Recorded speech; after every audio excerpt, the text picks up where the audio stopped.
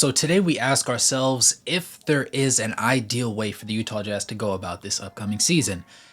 Now, that may seem like a very simple question to answer, but it's a little bit more complicated than it seems at face value. The simple fact of the matter, though, is that the Jazz want to lose a lot of games. However, you technically aren't supposed to objectively roll out a lineup that will get absolutely smacked and hornswoggled.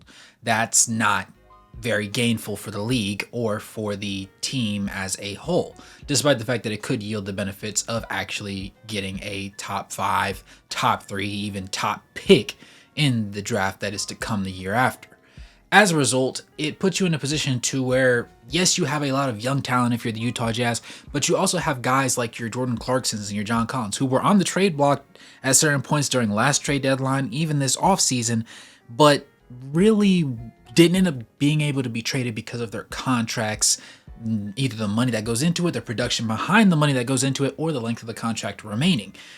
As a result, it puts you into camps where you have to elevate those players and give them an opportunity to get traded unless you want to take on something negative or lose a trade as a result of getting rid of them, or have them sit on the bench while the rookies get to burn as much of the time out of the clock as they want. There's a middle ground, but it's very feisty to get to that point. I personally believe that Will Hardy is the coach that is probably going to be able to do that. And while he does find ways to win with particular players, rosters, squads that really shouldn't be able to fight in certain games that they're able to fight in, I think that he's going to have to adhere to the simple fact that they need to lose this year. Hello there, it's your boy Wraith Hoops. If you're new to the channel, go and smash that like button, subscribe, turn on post notifications, and we're going to talk about this just a little bit more, so stay with me. There's a quote from him being on the Ryan Russillo podcast, and he said that the best approach in his eyes was as follows. There's a lot of days where it feels like you're fighting a war on two fronts, and it's not always easy. I think the most important thing for me is the locker room as an ecosystem. And it's a living, breathing thing, and we have to make sure that our team knows we are putting our best foot forward every day. Many people might misinterpret this quote. Of course, you can view it different ways. It is a little bit up to the reader's interpretation, or the listener's interpretation rather. But for myself, I don't think that means that we're going to go out and we're going to try and slam and put the ball in the net every single play. We're going to try and be the best version of our team possible. Because the odds makers at some betting sites think they could win as much as 30 games, which will not put them bottom 3, bottom 4, probably not even bottom 5 in the league next year. I think that they're capable of winning 30 games, but I don't think it's actually likely that it actually happens. And I believe that there's probably like 16 to maybe 20-ish games where they're like guaranteed wins if we play competently. But beyond that, it's really up to the lineups that get rolled out, and whether somebody's hot, whether somebody's cold, whether somebody got sat for a game, whether somebody's resting, whatever the case may be from that aspect of the game. There's a lot of variables at play. Of course, the other team's rosters go into account as well. If somebody suffers a season-ending injury, if they decide to rest their players, if somebody rolls their ankle a previous game, if somebody rolls their ankle in the first quarter, all those things can all play into it. So I think that it's a little bit foolish for us to assume exactly what things should end up rolling out like. As a result, though, he ends up saying in that last part that I want to focus on, we are focused on putting our best foot forward every day. I think that's more so from a coaching, a training, a shooting standpoint. Just trying to get all the minor mechanics as polished as you can over the short term, going game by game, game by game, game by game until the end of the year. You're not going to sit there and roll out a lineup that's going to continually win you games. That's not going to be successful long term, because the whole point of coming into the season the way that we did is because we want to go ahead and tank, make this the worst tanking year we have. And really, if we get a top 3, top 5 pick like we hope the odds makers allow us to, we'll be able to make something shake and continue moving forward. We won't have to look towards the 2026 draft with the Boozer twins and try and do this whole thing all over again, because that would just quite frankly suck. We're 3 years into this rebuild now. I think that we want to go ahead and start hammering away, making the young guys better, and trusting in them to get the job done later on down the road. Now, he also had this to say in regards to the overall balance of the players' minutes. Players that earn real minutes in NBA games, well, they'll play. We don't want to turn this into a feeling like, hey, we're here for these couple of people's development and the rest of you are kind of like props around them. I just feel like that's a dangerous thing to get into the terms of what it means for every day here. We want the team to feel and know that we're trying to win every night. That kind of adds clarity to the previous statement and goes against what I personally feel should be the likely outcome. I think that, yes, you do want to go out and be competitive. I don't think that the goal this year is to win a lot of games. I think that everybody on the roster and everybody in that front office recognizes that. And while that's a thing that should be understood and a thing that should occur, if you're Will Hardy and you're the head coach of this ship, you can't outright say that. That's bad press. And while they say, any news is good publicity, I don't think that really works too well in certain situations, particularly in the basketball sense. You want your locker room to galvanize and follow your lead. You want them to feel like you care about them and feel like no matter what they do, as long as they try their hardest and they follow your instructions to the best of their abilities, you will have their back. And that's why that statement makes a lot of sense. Particularly the rest of you are kind of like props around them part. You don't want to feel that way, whether you're John Collins or Jordan Clarkson. There's a lot of players in the past that have felt that way on championship teams or teams that were building into championship contention. And it's never a fun spot to be in. And it ends up breaking up the chemistry for one.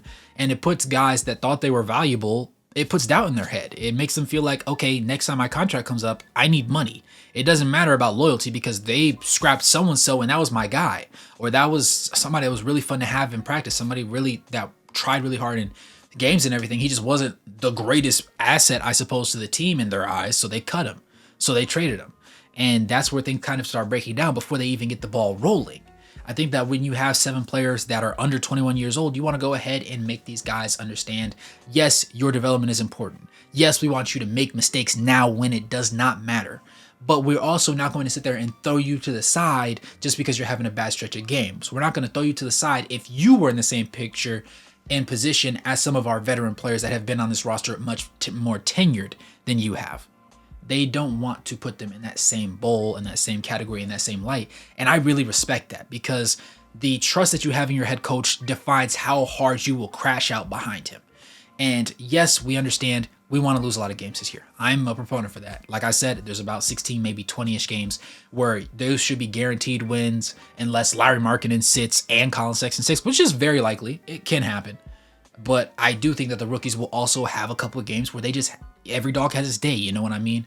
I think that they're going to pop out and randomly give you 20. Somebody's going to randomly give you 15 on good efficiency. Somebody else is going to have a really strong rebounding game. Somebody's going to have a really strong playmaking game. Those things do happen. Basketball is a game of runs, and everybody's not just going to be completely bad for 82 games. The world just doesn't work like that. Luckily, they play a lot of tough teams, and they are in the Western Conference to begin with, so they see a lot of the teams that just quite simply are more skilled, are more talented, and are further along in their developmental processes than them, alongside, well, the Portland Trailblazers, of course. But that's going to help them play meaningful games and really give it their all while still not being probably capable of beating the rosters unless things go literally picture perfect.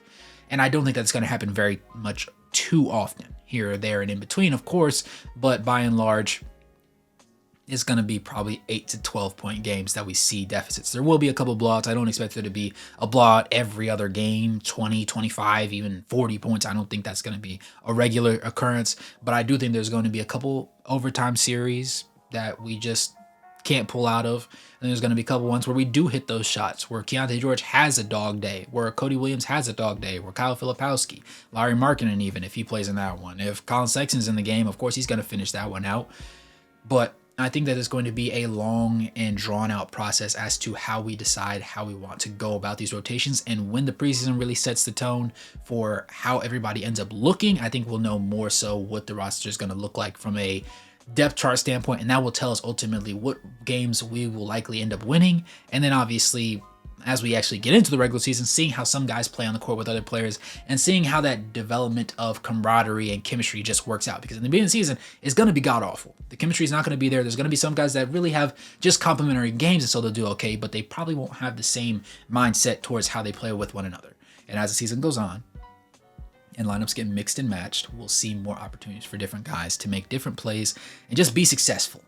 And success this year will, again, not be in the wins and losses.